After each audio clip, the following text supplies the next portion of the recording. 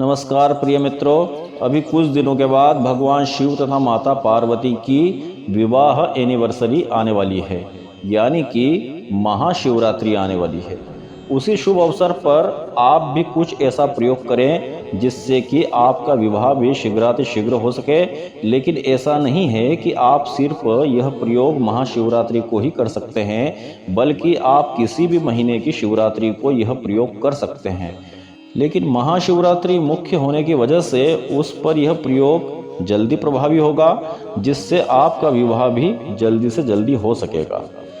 आज हम आपको भगवान शिव तथा माता पार्वती का एक ऐसा विशिष्ट प्रयोग बताने जा रहे हैं जो विवाह के योग बनाता है, जिसके द्वारा जिस लड़का या लड़की का विवाह नहीं हो रहा है या विवाह में अड़चन आ रही है, उनका विवाह भी इस पूजा को करने के बाद हो जाएगा।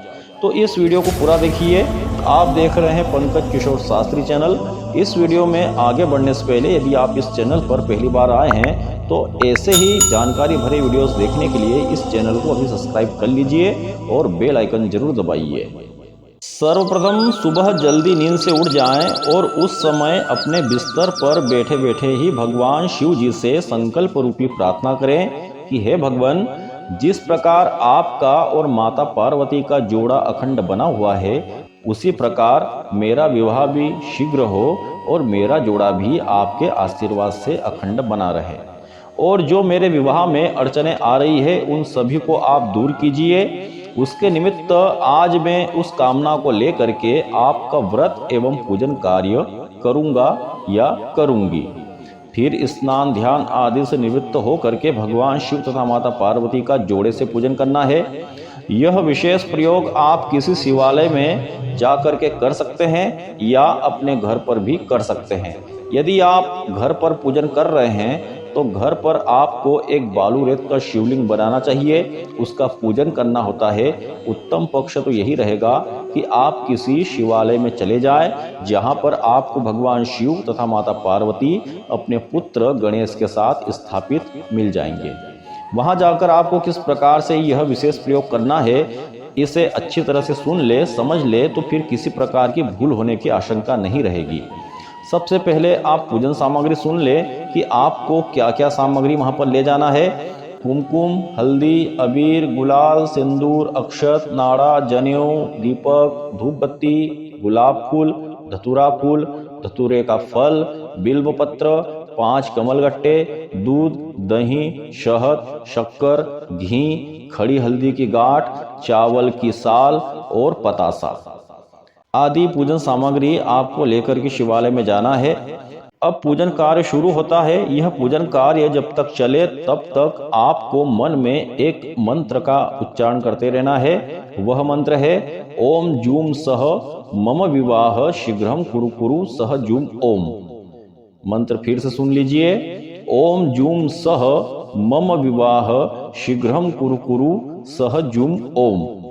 तो सबसे पहले आपको गणेश जी का पूजन करना है। गणेश जी का पूजन करने के बाद आप भगवान शिव तथा माता पार्वती का जोड़े से पूजन करें। तो उनका पूजन कैसे होगा, तो उसका उत्तर है ठीक उसी प्रकार से आपको यह पूजन करना है जैसे एक शादी जिनकी हो रही है, उस जोड़े को जिस प्रकार से हल्दी लगाई जाती है, भोग लगाया जाता है, श्रृंगार किया जाता है, ठीक उसी प्रकार से भगवान शिव तथा माता पार्वती का भी पूजन इसी भाव से आपको करना है। क्योंकि महाशिवरात्रि भगवान शिव तथा माता पार्वती की विवाह वर्षगांठ भी होती है। सबसे पहले भगवान शिव तथा माता पार्वती को जल से स्नान करवाएं, उसके बाद दूध, दही, शहद, शक्कर, घी से अलग अलग स्नान करवाएं। पहले दूध चढ़ाएं, उसके बाद दही से स्नान करवाएं, फिर घी से स्नान करवाएं, फिर शहद से स्नान करवाएं, उसके बाद उनके ऊपर शक्कर से स्नान करवाएं। यदि माता पार्वती को स्नान कराना संभव नहीं है तो उन्हें आप दूध, दही, घी, शहद, शक्कर दूर से भी चढ़ा सकते हैं या उनके सामने भी इन वस्तुओं को छोड़ सकते हैं, जिससे उनका स्नान मान्य हो जाएगा। जब भगवान का पंचामृत स्नान पूर्ण हो जाए, उसके बाद आप एक पात्र में जल लेवें और उस जल के पात्र में हल्दी घोल लेवें। फिर उस हल्दी वाले जल को भगवान शिव तथा माता पार्वती को स्नान कराएं। यद्यपि भगवान शिव को हल्दी चढ़ती नहीं है, तथापि महाशिवरात्रि के दिन उनका हल्दी के पानी से स्नान हो सकता है, क्योंकि यह उनके विवाह की प्रक्रिया, विवाह पूजन हो रहा है। इस निमित्त हल्दी के जल से स्नान करवा सकते हैं, फिर शुद्ध जल से दोनों का स्नान करवाएं। अब उनका श्रृंगार कार्य आरंभ करें, जैसे कि भगवान को नाड़ा, जनेऊ, चंदन, अक्षत, पुष्प, पुष्पमाला, अबीर, गुलाल और उधर माता जी को कुमकुम, हल्दी, अबीर, गुलाल, सिंदूर चढ़ाएं, धूप दिखाएं, दीप दिखाएं, उसके बाद नैवेद्य लगाएं। नैवेद्य के बाद भगवान को फल चढ़ाएं। फल के बाद भगवान और माता पार्वती को चावल की साल, कमल गट्टा, खड़ी हल्दी की गांठ, पतासा और नारियल चढ़ाना चाहिए। यह चढ़ाने के बाद माता पार्वती और भगवान शिव को एक नाड़े से गठजोड़ा कर देना चाहिए, यानी कि एक इतना बड़ा नाड़ा लेवें जो भगवान शिव से लेकर माता पार्वती तक जा सके। जिस प्रकार से मनुष्यों के विवाह में गठजोड़ा बांधा जाता है, ठीक उसी प्रकार से यहाँ पर भी आपको नाड़े से यह कार्य करना होता है।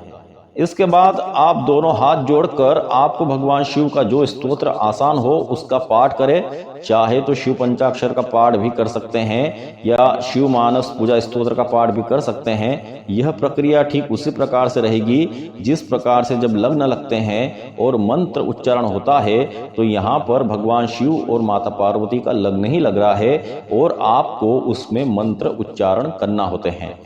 इतनी प्रक्रिया पूर्ण होने के बाद आपको फिर से भगवान शिव और माता पार्वती का गंध, अक्षत, पुष्प, धतूरा, फूल, धतूरे का फल और विशिष्ट नैवेद्य से पूजन करना होता है।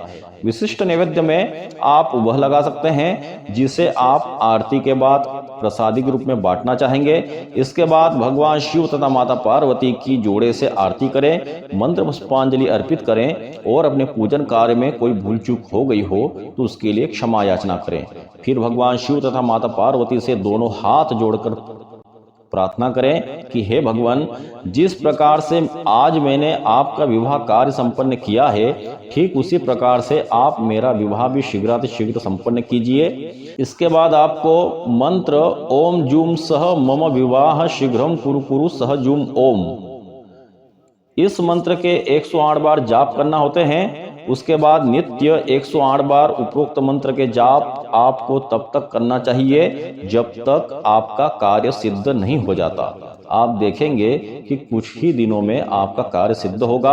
अब आपको आपके विवाह की चिंता नहीं करनी चाहिए। अब आपका विवाह भगवान शिव तथा माता पार्वती करवाएंगे। आपके लिए जो भी उपयुक्त लड़का या लड़की रहेगी उससे आपका मंगल प्रणय होगा। तो प्रिय मित्रों, यह हमने आपको शीघ्र विवाह कैसे हो इस संबंध में भगवान शिव तथा माता पार्वती का यह प्रयोग बताया। इस प्रयोग के संबंध में आपको जो भी जानकारी चाहिए उसका जिक्र आप कमेंट बॉक्स में कीजिए, यथासंभव हम उसका उत्तर देने का प्रयास करेंगे। आज इस वीडियो में इतना ही। आगामी किसी और ऐसे ही रोचक जानकारी पर वीडियो लेकर आपके सामने फिर प्रस्तुत होंगे। इस वीडियो को देखने के लिए धन्यवाद। जय श्री महाकाल। नमः पार्वती पतये हर हर महादेव।